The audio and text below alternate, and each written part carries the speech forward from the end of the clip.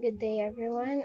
Ako lang ipang ingon ang mga names na present karon na buntag.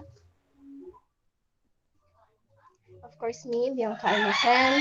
We have April Rose Labadan, Destiny Quirog, Diane Zuero, Dino Rondes, Jinlin Mijos, Jean Ann Munoz, Joanna Di Pasiao, Julian Lasconia, Mary Antoinette Tirol, Micaela Raquel Lucero Rosenberg, and Ruby Aaron.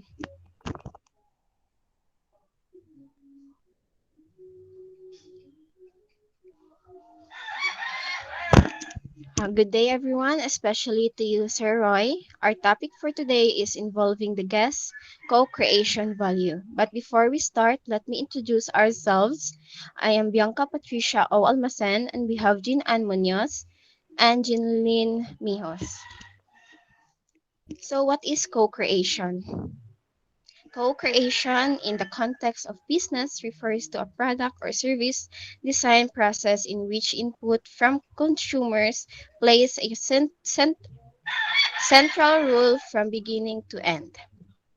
Next, please. Guests co-create value. Management traditionally design a delivery mechanism to satisfy visitor.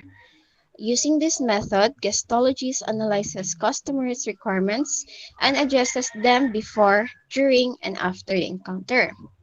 Guests co-create experience worth and quality in focus group or by reviewing previous visit, attendees can co-create an experience. Prepare a meal franchises allow you to make a week worth of meals and freeze them. Kana bitaw mga kiosk kanang sa dalan-dalan bitaw na mga na mga food kanang mga street foods and not necessarily street foods pero kanang mga siomayan, siopaw. Pwede na kanang mga company ana is mag-produce na sila mga foods then ilhan ang i-frozen then ilhan ang i-distribute sa ilahang mga kuan kanang franchise sa ilahang food company. They self-cater. Guest feedback helps Disney guestologists assess the Disney experience's strengths and weaknesses. In addition to a dedicated complaint web page, hotel can now collect guest feedback via blogs.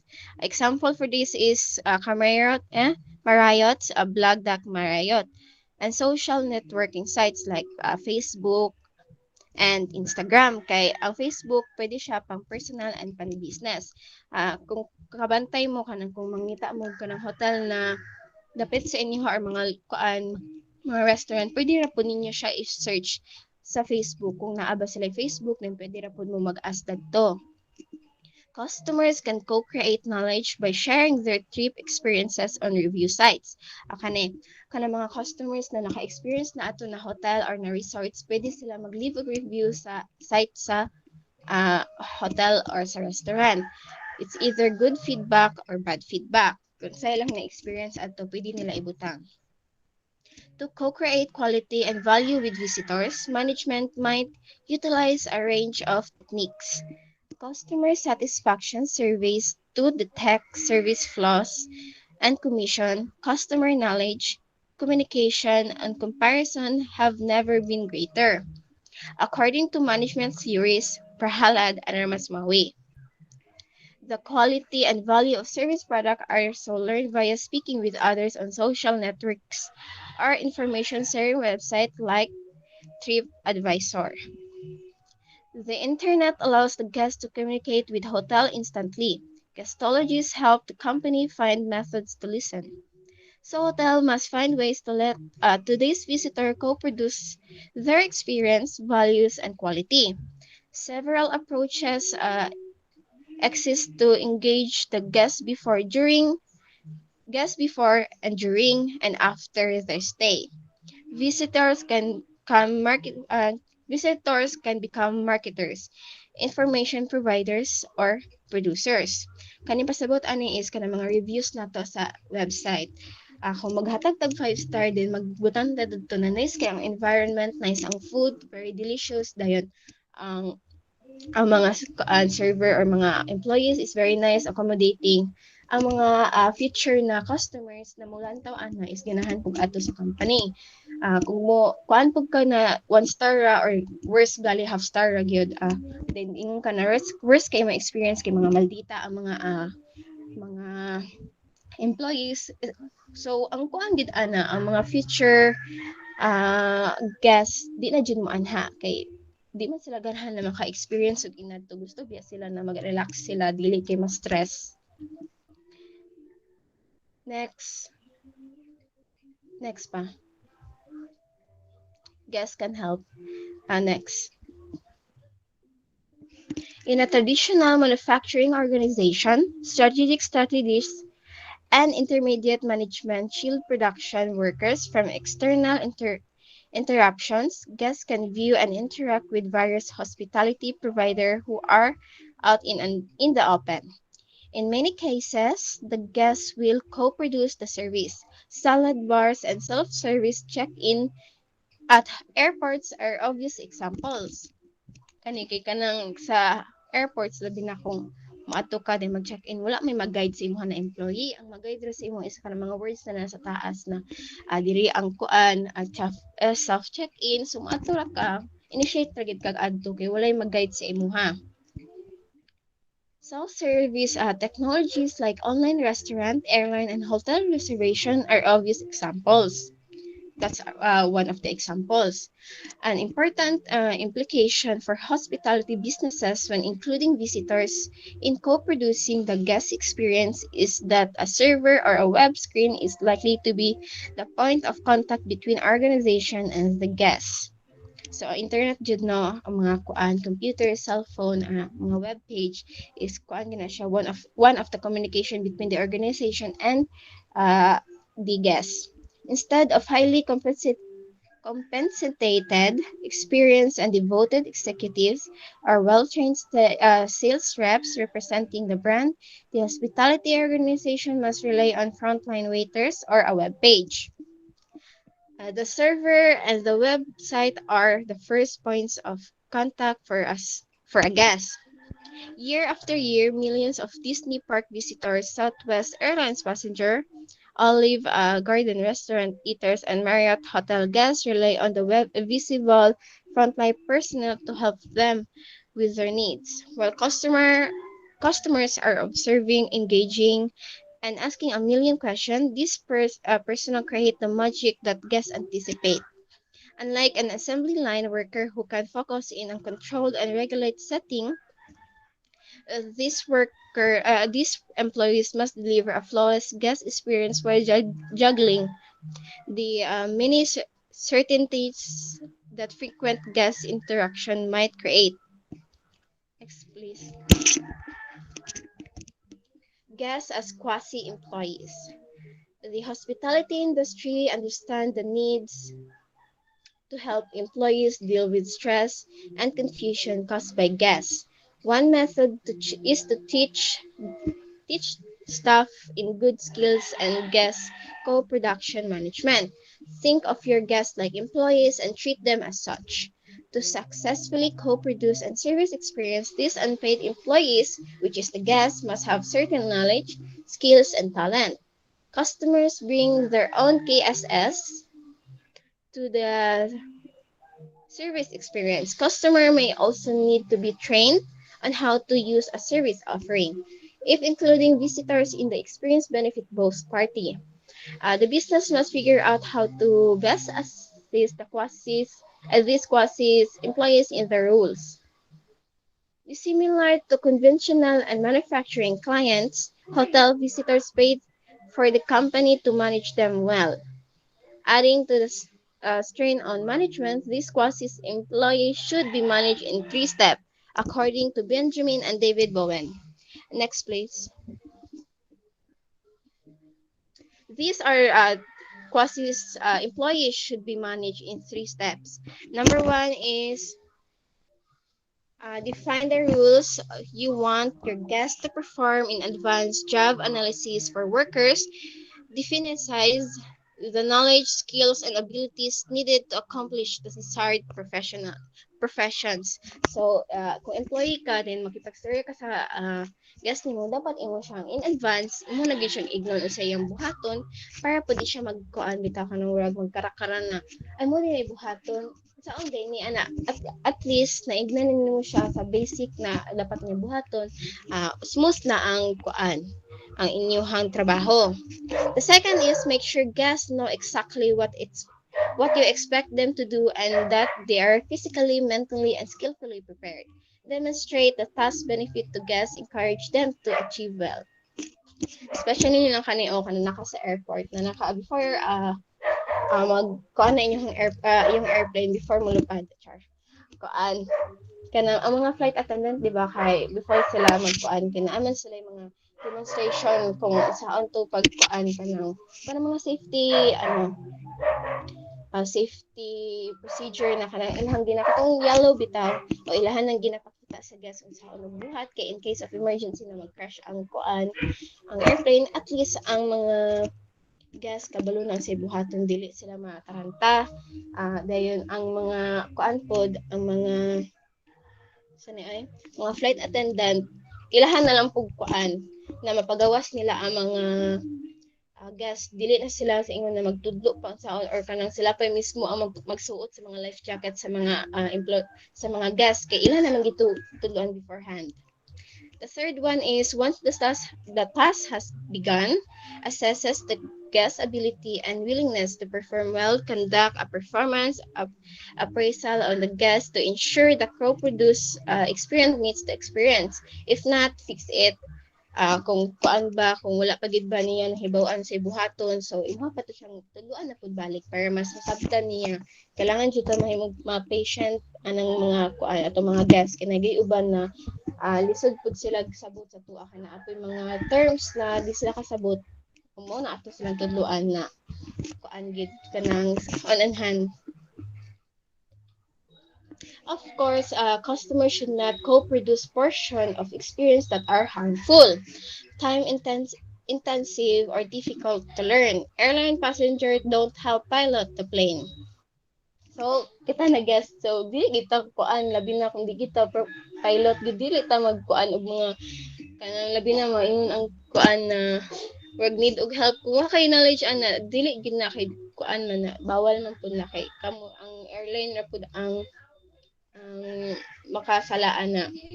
Although they may request to pick up their rubbish to help ready it for the next journey.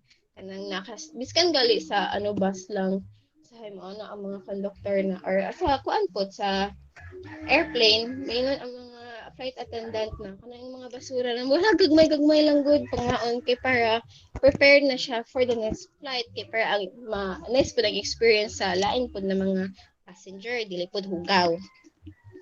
The hospitality provider can discover components of the visitor experience that discourage, encourage, or even necessitate guest co-produce by carefully examining each component.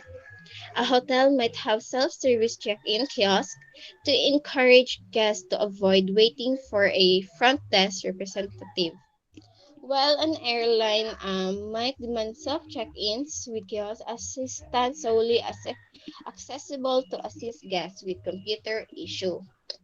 In each case, clients can either wait or assist for assistance or make their own service product, grab their salads, access their hotel's room, or print their own. Of course, customers should not co-produce portion of the experience that are some hospitality organizations don't let guests choose. They either build out bands aspect of the event or organize it such with guests must participate in some way. A quick service restaurant it's cheap because patrons serve themselves as ordered service. Example is McDonald's, Burger King, or Jollibee. Di ba kita ng guest? Di wala mang yung mag-serve sa to ato ta sa cashier. Mag-order ta, then maghulat ta sa atong order. Then kuhaon na to, dalaw na to sa atong table. Muna makasave ang mga kuan kanang a quick service restaurant or mga fast food.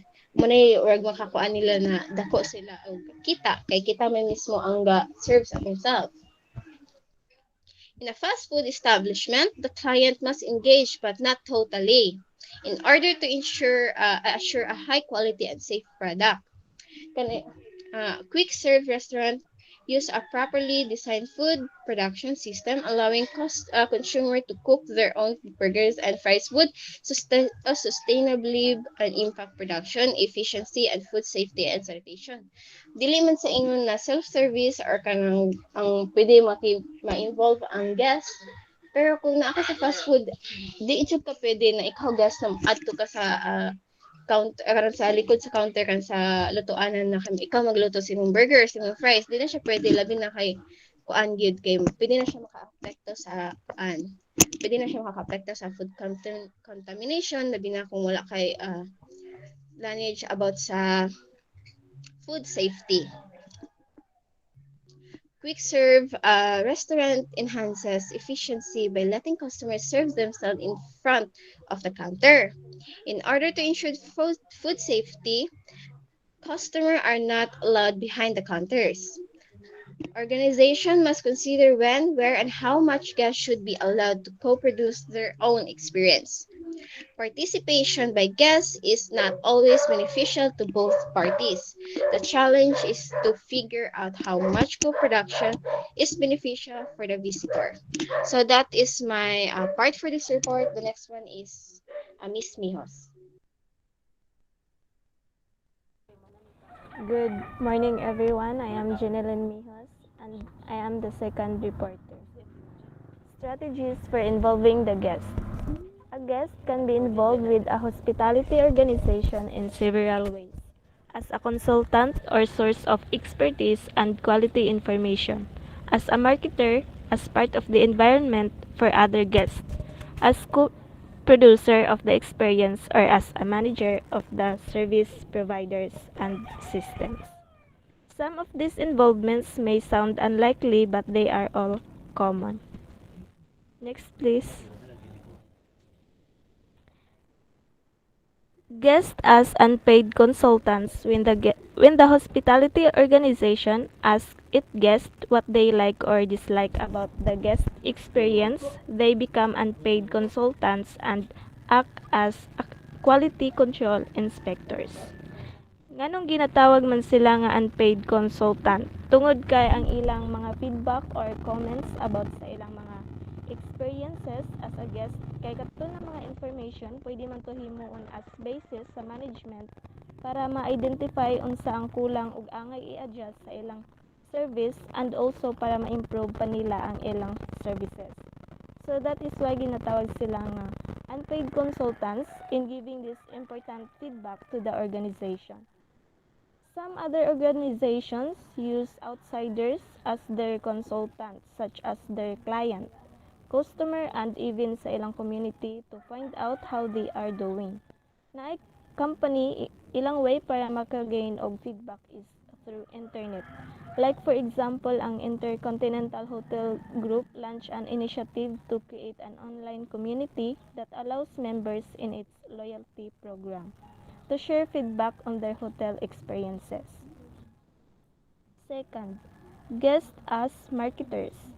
Everyone has asked a friend or colleague about a hospitality experience.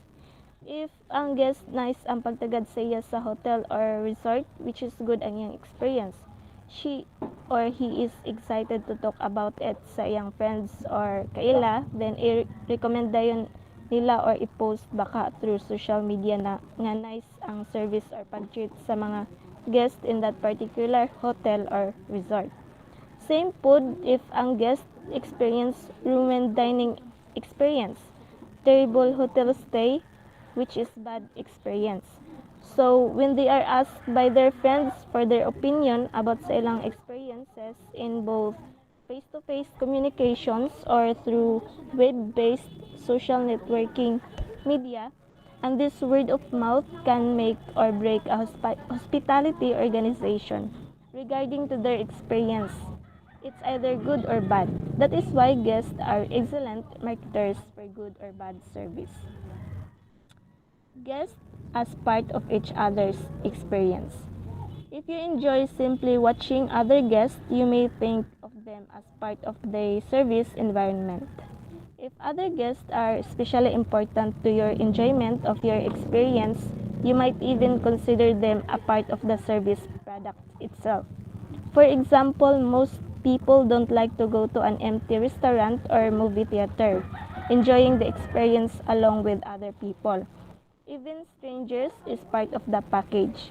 Water parks, like many other service situations where the emphasis is on having fun, rely to some extent on other customers being part of the fun.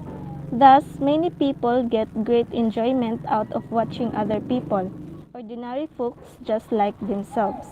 Although a case can be made for considering the other guests as part of the service product itself or as supervisors under certain circumstances. They are most often a part of the service environment. Like any other environmental element, they can be a neutral influence. They can damage the experience for other guests. Mao ni siyang mga toxic na mga guest or naapoy mga guest nga maka-enhance sa experience. Like for example sa movies, concerts, and Broadway plays all rely on the audience to help create the mood. Kung wala kayo audience, murag boring ra kayo, di ba? All these entertainments are more enjoyable with a full house than they are when empty. The laughter and other reactions of people surrounding the customer become an important part of the customers. Guests as co-producers. The most important way in which guests can participate other than simply being there is as active co-produce of the guest experience. During all or parts of the service experience, they can actually become participants in the production and delivery system. This participation can be as simple as having guests serve themselves at a fast food restaurant, preparing their own salads at the salad bar, or carrying their own bags at the golf course to substitute for the job of a paid employee. The value of guest co-production can be substantial for the organization. While this may be a more costly strategy under some circumstances, in general, every time guests co-produce at least some of their own experiences, they are replacing some or all of the labor that the organization would otherwise have to pay to do the same thing, while often improving the quality and value of their own experience. So dili na need sa organization na mag-hire og employee og makalispod sila sa cost of labor instead na mag-hire og staff. Why not ipabuhat na lang sa guest as part of their experiences and also maka-improve pa sa quality sa service or product tungod kay ang guest have control in everything they do. Palihog ko next. The advantages of co-production for the organization. The organization gains several advantages by having the guests co-produce their experience. First, co-production can reduce employee costs. The more guests do for themselves, the fewer employees the organization needs to employ. For example, a buffet is a common method of co-production, allowing guests to select what and how much they want, but also allowing the company to hire fewer service personnel, thereby saving money. Sa buffet manggod, ang guest ra ang mag-serve sa ilang kaugalingon. Dili na need og daghang staff or employee because guests can handle themselves. So makasave gyud ang company og paggastuan kay limited lang man ilang employee. A buffet provides meals with a minimal use of wait staff. The diner gets a good price on the meal. The restaurant gets more utilization of its physical plant, increases total revenue by being open more hours and serving more diners. And the restaurant provides a better work situation for its servers. Second advantage is co-production allows the organization to use the talents of its employees better. If guests are allowed or encouraged or required to take care of some of their own basic requirements or perform routine tasks, employees are freed up to do more elaborate or complicated tasks that the guest would not enjoy or do successfully, and tasks that would simply not being suitable for guests. So, katong mga complicated or lisod na mga task o dili kaya buhaton sa guest ang naka-assign ana kadurang mga employees. Mas matagaan nila og attention or focus ang mga importante na task like naay-guest na mag-ask og questions.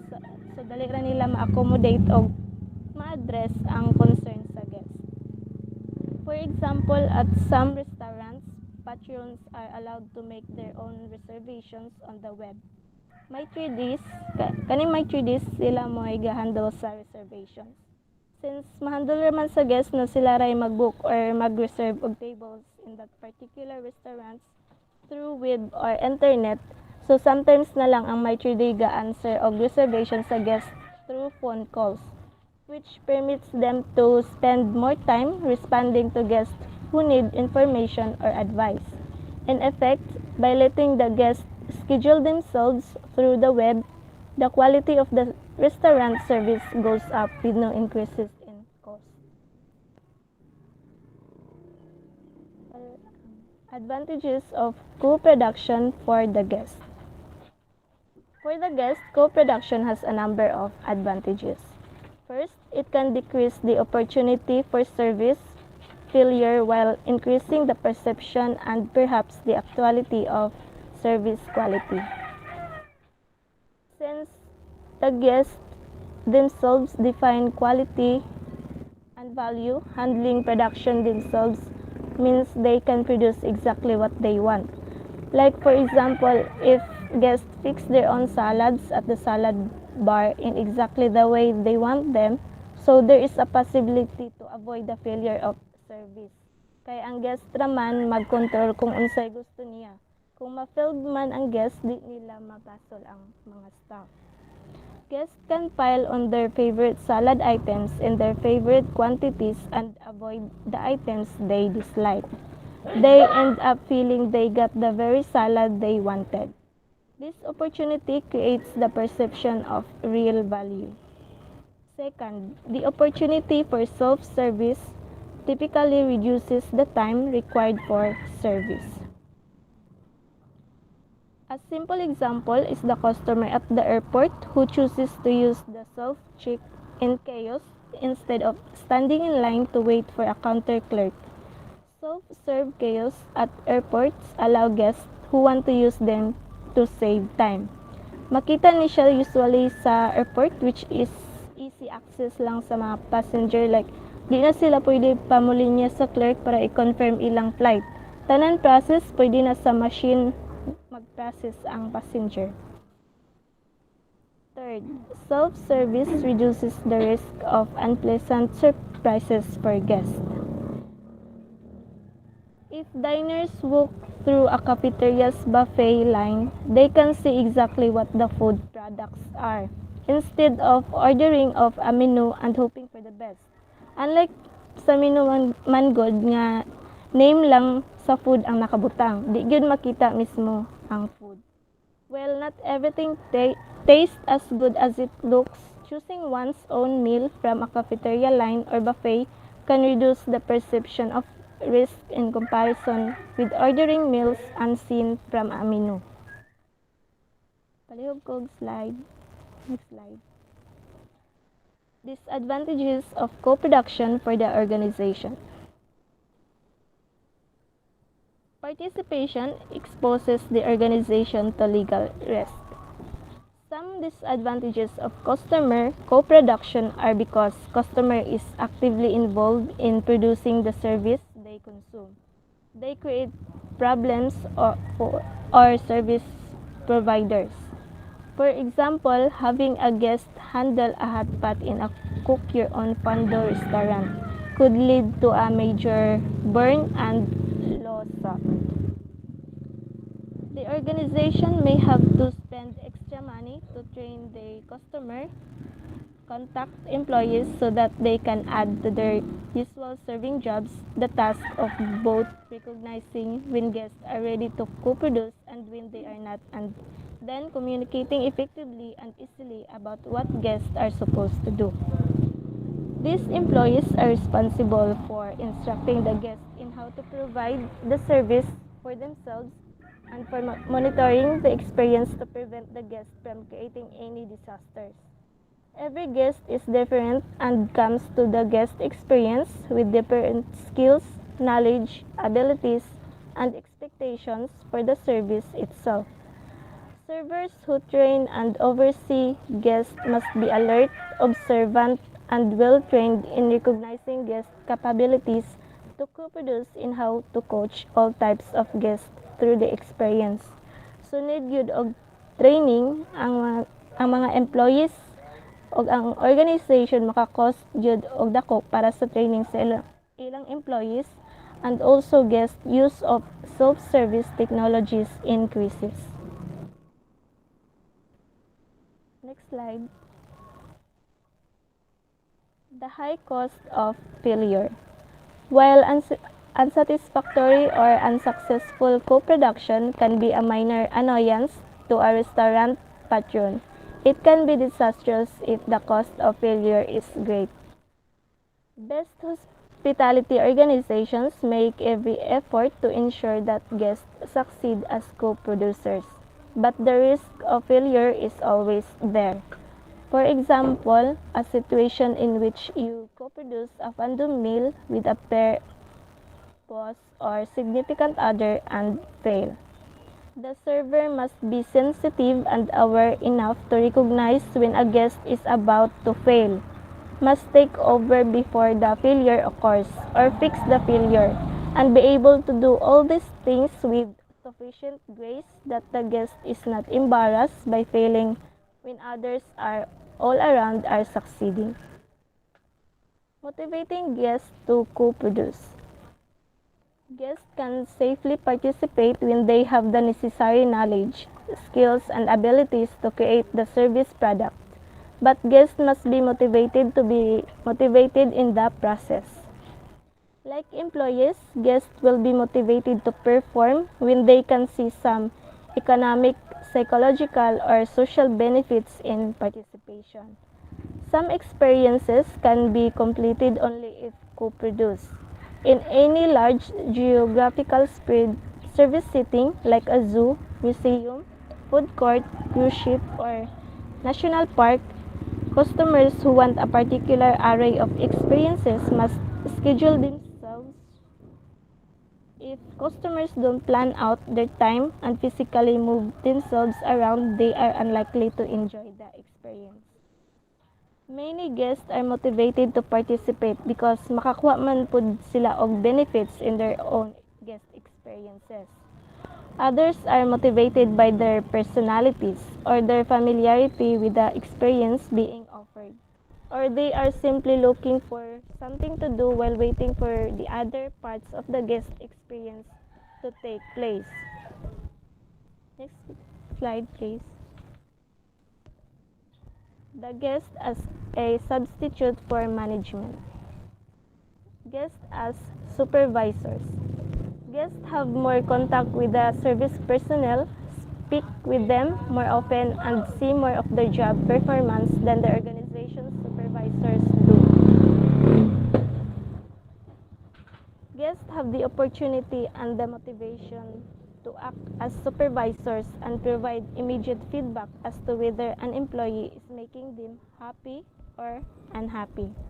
After all, the guest is paying for the service and is therefore motivated to tell the server what the guest thinks about the service, the server, and the organization.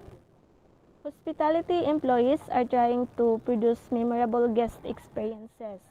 The guests themselves will let the employees know how well they have succeeded. The more familiar guests are with the organization, the more they know about what level of service should be provided, and the more qualified they are to provide technical feedback. All these guest activities and functions are in a sense supervisory because the guests are observing, guiding and motivating employees, and in many cases, paying them for good or poor service with a large or small tip. They assess the performance of servers and through tips compensate certain employees for the services they provide. Guests as motivators. Having guests participate in supervision can be highly motivating to employees when guests tell them in both verbal and nonverbal ways what a good job they are doing. Most hospitality employees find great enjoyment in meeting and exceeding the expectations of guests. Like, for example, a chefs love to be challenged by guests who are knowledgeable about the culinary arts. Hospitality employees usually enjoy the opportunity to be challenged by a guest, especially kung same sila og interest, expert, or naay knowledge ang guest in the subject of the experience. It's fun to show off what you can really do when you have an appreciative guest. Next slide, please. Guests as supervisors and trainers for other guests. We all learn from watching others, and with so many people in most hospitality situations on a typical day or occasion, we can learn what we're supposed to do to enjoy the experience by observing others. Most guests of hospitality organizations, like most employees, are anxious to fulfill their responsibilities and do their jobs well. They can be seen watching other people to learn what their own behavior should be in the various tasks of the production process. The organization can also use videos of experienced guests to show waiting guests what they are supposed to do. For example, sa amusement park, na television monitor na nakaset up sa waiting area sa guest. So, para ang guest, before sila mo participate sa ride or attraction, aware na sila unsa ilang dapat buhaton.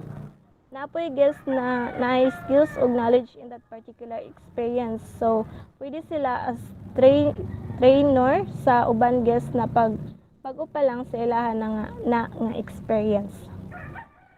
If the organization can use its guests to train at least some of other guests, it can save itself the cost of those employees who would have been required to train those guests and minimize the time spent explaining to the next guest what the last guest just did. And that is the end of my report. Good morning, guys. So, my report is I am Jinan Munoz, and this is my part of the report determining when guest participation makes sense. Sometimes both the organization and the guest benefit from guest participation and sometimes not. Distinguishing when, where, and how much the guest should or should not be involved in any part of the guest experience depends on a variety of factors. Generally speaking, co-producing the service is in is in the interest of guests when they can gain value, reduce risk, or improve the quality of experience. So, enriching the wait. Sometimes, situations encouraging guest participation involve the guests are required to wait for service. So, ang organization should try to decrease the feeling that the wait is too long by giving the guests to do. Ideally, something that will enrich the overall experience para dili maboard ang mga guests. Like for example, magpa-introduce sila og mga name nila or mag-ask sila sa guest kung nabay kabalo mo kanta. Something like that just to enrich the feeling while waiting for the service. And then co-producing value. While some hospitality situations require participation and some guests look for opportunities to participate no matter what, almost everyone is happy to co-produce if adds value to the experience. By definition, value can be added by reducing cost, increasing quality, or both. Since both parties kay makaginansya ani. the guests and also the organization, because co-producing value means working together as partners to create knowledge and experience. Time and control. The feeling of how long something takes is as important to the guests as how long it actually takes. The amount of control over the quality of experience that guests think they acquire by participating is as important in determining the value of participation as the actual control guest. So we all know that time is gold. So we need to make the guest happy and enjoy the experience to ensure that their cooperation is worth it. And then cutting costs, increasing capacity. For the organization's point of view, the most obvious reason to incorporate the guest experience is to save money. As it is said earlier, whenever the guest produces or co-produces the service of the guest is provided labor the organization would otherwise have to hire. Guest participation as a different strategy. Organization can also use guest participation as part of a product differentiation strategy. While the physical part of the service product is food, the entire service product also include the serve experience. This restaurant often try to make the cooking a special experience, social experience, making reservation for groups of friends and providing the environment that produces not only food people want and the opportunity to enjoy cooking their own meals, but also the fun of the social experience. Having the customer come inside gives Boston Market the opportunity to sell more products than it could if the customer was ordering over the phone or reading off the menu at the drive-through. So guest participation as a different strategy is when the company decided to target more than one market segment and design separate offering for each market segment. Like for example, kaganina, they give opportunity and experience to the guests like they can cook their own meals and a lot of more to boost the market sale. Building commitment. Um, if the guest feels the organization trusts her enough to let her provide her own service, the guest feels a bond and commitment to this place where everybody knows her name. Getting the guest involved in the guest experience is a positive way for the guest to feel ownership in that experience and a loyalty to the organization that provides this opportunity. Pouring one's coffee at the coffee shop may be a way of getting a coffee cup filled fast, but it also may be a way for that guest and the organization to express their tie to each other. So a final reason to letting guests participate is to build guest commitment and repeat business. If a guest feels the organization trust her enough to let her provide her own service, the guest feels a bond and a commitment to this place where everybody knows his name. So the organization should ensure the guest trust and commitment makafeel sad og bond ang guest towards the organization and para ilang ma-appreciate para ilang pag-participate is worth it. So these are the advantage and disadvantage of the guest co-producing service. So for the guest advantages is reduces service, increase interest, saves service time, improve quality, reduce risk, chance to show off, and the disadvantages was may frustrate guests, may diminish service, may not have needed KSA. That means knowledge, skills, and abilities require a learning curve period. And for the organization advantage, reduces labor costs, improve quality, reduce service failure, new market niche, increases employee jobs, and then the disadvantage was increased liability risk, guest training cost, increased needs for employees training, increased design costs, may interfere with other units, variability in guests, inviting guests for participate guidelines.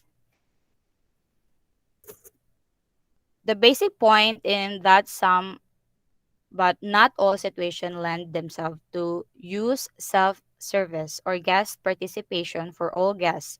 Two strategies are available to the hospitality organization contemplating how to gain the advantages of using guest participation while not incurring the disadvantages. First, they can let customer and their target market segment know that everyone entering the service sitting must provide some of the service themselves. The second strategy is to segment the service process so that guests entering the service sitting can choose to participate or not. Some restaurants have learned that some guests wish to gain the advantages of serving themselves while others come to the restaurant expecting service and are willing to pay for it. And then the firing the guest. Unfortunately, despite the old saying that the customer is always right, all the organization know that the customer is sometimes wrong. By the reasonable standard, certain extreme behavior are unacceptable in any hospitality setting. So dili jud sa tanan panahon, the customer is always right. Because sometimes if dili na jud maayunan sa ang behavior sa customer, then the organization should do something to it. Firing airlines. Customer aggression is unfortunate part of a service employees worthy causing emotional exhaustion and absenteeism. So if the passengers are doing unappropriate to the employee, then pwede kayo siya mapahawa sa same goes to the firing guest. Like for example, na ako nakita sa TikTok, i-share po to ni Rosenberg, ano, kanang sa airplane to naay passenger nga nasuko siya kay iyang tapad is wala pay vaccine. Like wala pa siya naka-vaccine. Tapos ato nga time dili pa implemented ang vaccination, then nagkuan siya more siya gako siya trouble sa kuan para ma-delay ang flight nila. So ang guest, I mean, ang flight attendant is nagstorya siya kanang mahinhin jud kayo until ang pilot na ang ni istorya sa iya, kung dili siya mo stop and molingkod sa iyang seat nga gibaryan, then kailangan siya muhawa sa plane, munaog siya sa plane para makalarga na sila kay is causing trouble and naka-cause siya og delay sa flight. Maintaining the guest dignity. Not even hospitality organizations are required to extend unlimited hospitality. They should, of course, give guests the benefit of doubt. However, in the case of those few guests who are demonstrably unable to participate appropriately in the experience that all have come to the hospitality provider to enjoy, the organization should not hesitate to hand them over hats and show them the exit. The guest, like any employee who feels unfairly treated, who is really angry about being dismissed or fired, can become a source of long term negative publicity and bad mouthing. Although the firing of a guest is a response to a guest failure of some kind, the organization must realize that it has also failed in some way.